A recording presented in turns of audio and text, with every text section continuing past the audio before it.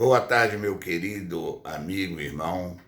Espero que você esteja aí descansando, um bom domingo, se preparando para o culto à noite. Eu sou o pastor Walter Marra, quero aproveitar para compartilhar nesse domingo com você a sequência do nosso estudo A Nossa Fé.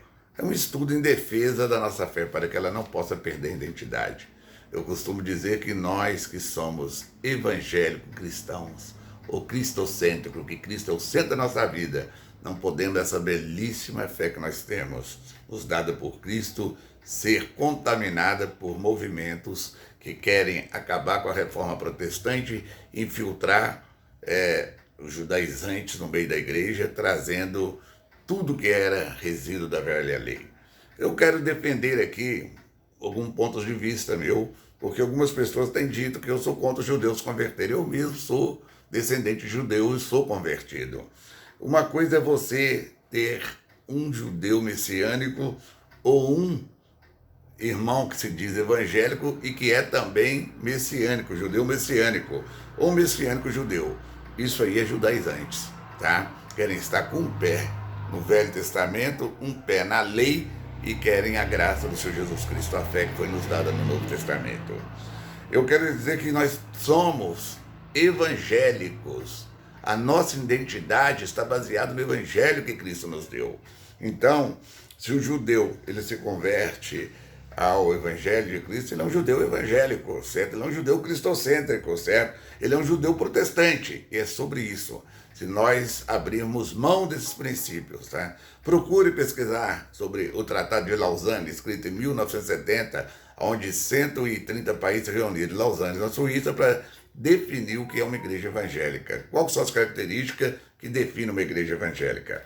Mas eu quero vos falar hoje de uma profecia maravilhosa para mim, que está no livro de Zacarias. Todo livro é profético, toda a Bíblia é profética, mas Zacarias é o livro, para mim, mais profético messiânico, sabe? Mas eu gostaria de reter, eu voltar para começar iniciando, me reter num versículo aqui, para poder entrar no nosso estudo, que nós faremos esse estudo sobre o livro de Zacarias em 3 partes, tá? A primeira parte nós vamos falar sobre os atributos sobre Jesus profetizavam no livro de Zacarias.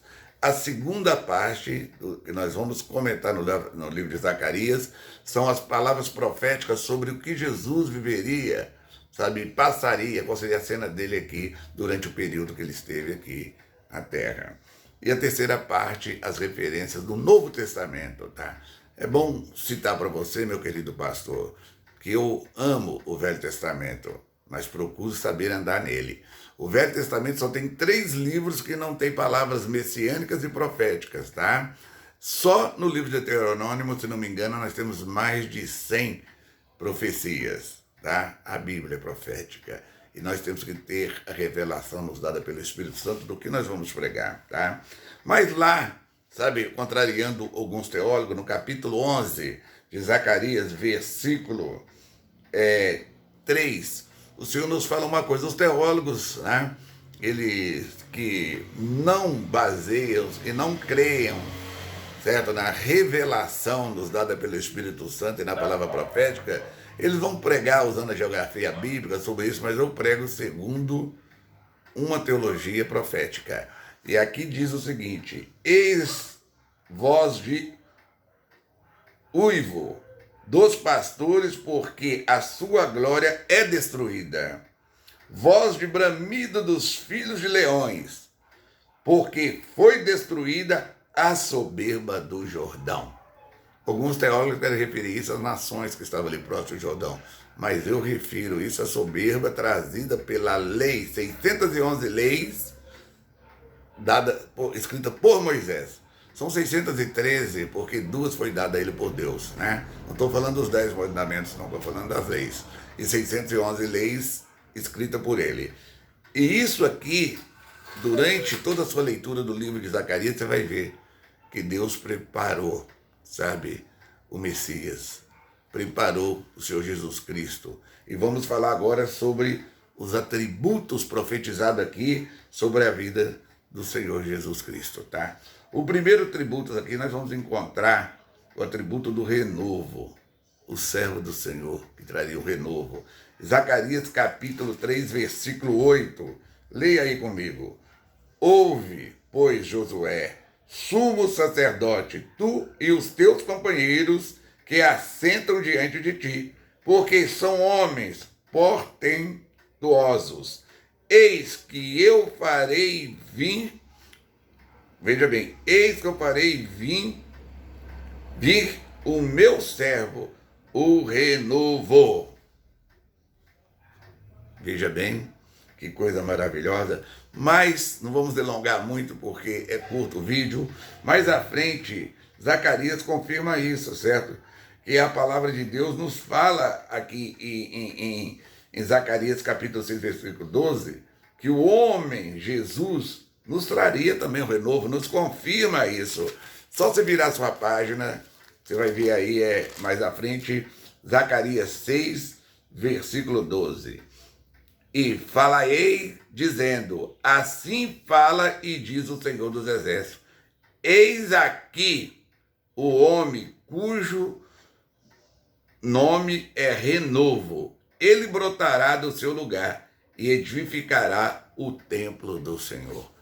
Claramente Jesus Cristo, que renovou as nossas esperanças, as nossas almas, que nos tirou da escravidão, e tirou o povo judeu da escravidão, da lei. Aqueles que aceitaram o verdadeiro e genuíno evangelho, que não custearam em dois pensamentos, os fariseus que queriam estar com um pé na lei e outra dentro da igreja do Senhor, tiveram a vida renovada, sabe? Como nós temos nos dias de hoje, né? Porque ele é hoje e será sempre, eternamente, né? Mas aqui, continuando em Zacarias mesmo 6, versículo 13, também nos afirma que Jesus teria sobre ele o atributo de rei e de sacerdote.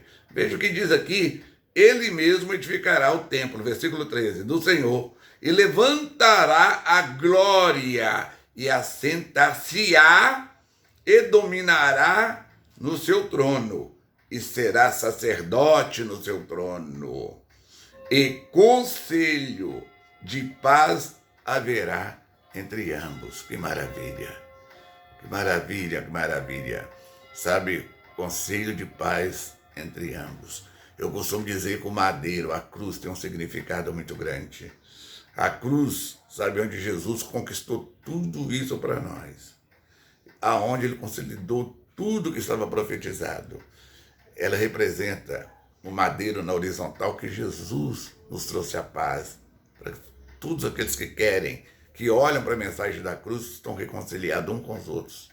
E na vertical, ele nos deu acesso aos céus.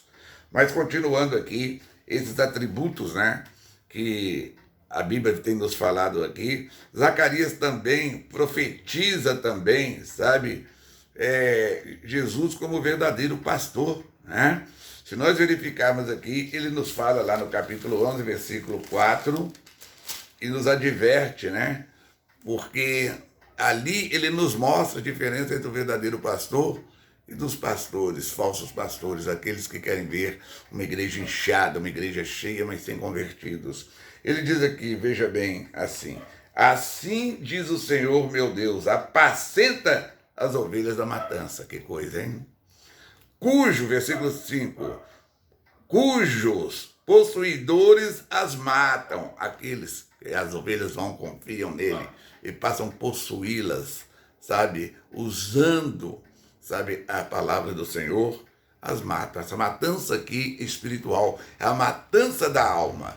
Olha, não existe, sabe, forma de você ter uma prótese para a alma, ou então fazer uma cirurgia quando você mutila, sabe, uma alma, sabe? Aqui está dizendo aqui, cujos possuidores as matam e não se tem por culpado. Ainda fala, não, eu estava bem intencionado, tal, trazendo essas doutrinas, trazendo a argumentação forte, o enredo forte, que muitas vezes nós temos na parte do Velho Testamento, que é a história do povo hebreu, certo? Sendo que não precisamos disso, porque lá é maravilhoso estar cheio, certo? De palavras proféticas, de promessas, de fatos que também têm a ver conosco, não as leis, sabe?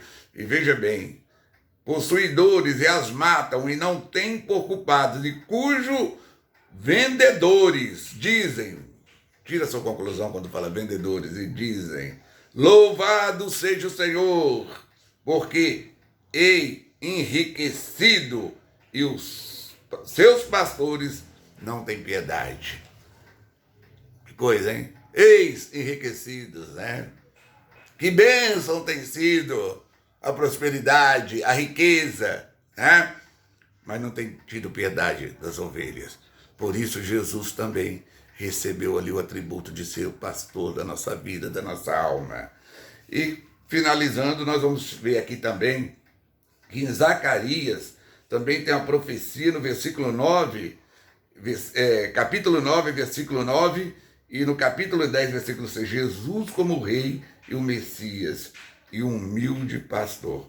Vamos ver lá então, capítulo 9, versículo 9, aonde a palavra de Deus nos diz aqui maravilhosamente: alegra-te muito, ó filha de Sião, exalta, ó filha de Jerusalém, eis que o teu rei virá a ti, justo e salvador, pobre e montado sobre um jumento, sobre o filho da jumenta.